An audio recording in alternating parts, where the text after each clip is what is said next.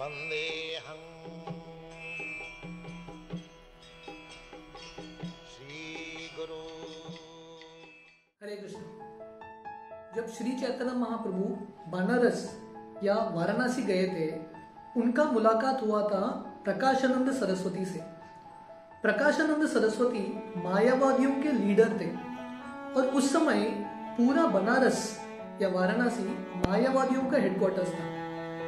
मायावादियों के फिलॉसफी रहता है कि जीव और भगवान में फर्क नहीं है। योग के माध्यम से आत्मा परमात्मा बन जाता है, सेवक सेव्य भगवान बन जाते हैं। तो ऐसे मायावादियों के बीच श्री चैतन्य महाप्रभु गए थे उनका संकीर्तन आंदोलन का प्रचार करने के लिए, और इतने भाव से नृत्य कर रहे थे और हरिनाम का उच्चारण कर रहे थे, पूरे वाराणसी के लोग, लाखों लोग जमा हो गए भगवान के संकीर्तन आंदोलन में भाग लेने के लिए। बहुत अद्भुत एक दृश्य था और इतने प्रभावित हुए लोग। उसमें से एक ब्राह्मण थे, वो भी इतने प्रभावित हुए श्री चैतन्य महाप्रभु का नृत्य देख के।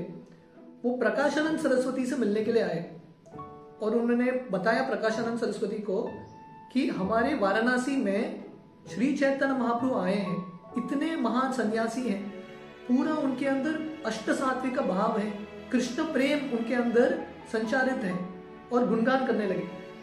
पर प्रकाशानंद सरस्वती बिल्कुल इंप्रेस नहीं हुए और वो बोलने लगे, हे ब्राह्मण, तुम मूर्ख हो, ये कोई बड़ा सन्यासी नहीं है, ये तो ढोंगी है, सिर्फ जादूगर है, लोगों को मोहित कर रहा है।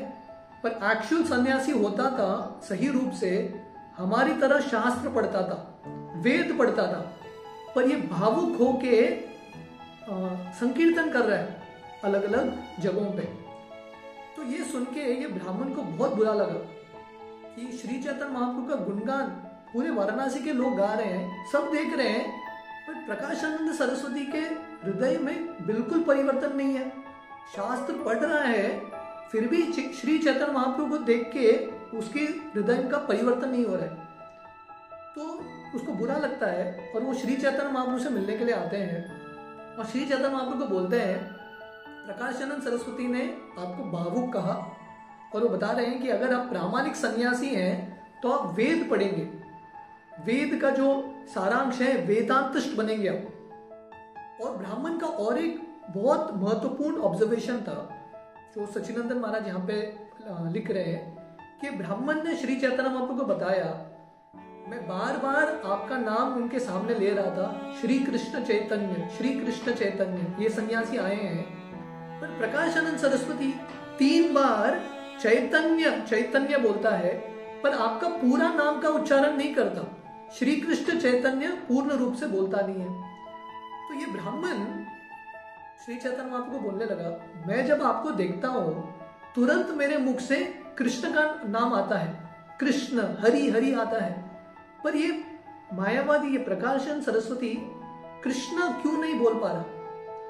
उस समय चैतन्य महाप्रभु बताते हैं ब्राह्मण को, भगवान कृष्ण का जो नाम है, रूप गुण लीला भगवान से अभिन्न है, और जो भौतिकवादी लोग हैं, जो मायावादी हैं, उनके मुख पे भगवान का नाम आता ही नहीं है।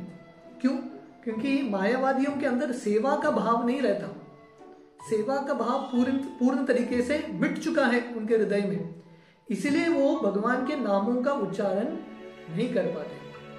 इसलिए श्री चैतन्य महाप्रभु बताते हैं, the names are fully manifest only in the life of someone who serves Krishna and no one else. भगवान का जो नाम है किसके मुख में आता है, किसकी जिंदगी में आता है, जो भगवान का सेवा करता है। तो इसलिए सेवा के भाव से ही सही हरि नाम का उच्चारण होगा। हरे कृष्ण।